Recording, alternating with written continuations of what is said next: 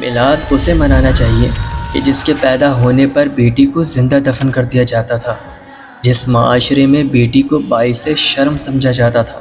کہ جس دور میں عورت کو عزت، حق اور مقام حاصل نہیں تھا۔ میلاد اسے منانا چاہیے کہ جس کی آمد سے بیٹی رحمت بنی، عورت کو عزت ملی، یتیم کو سہارا ملا، غلام کو انسان سمجھا گیا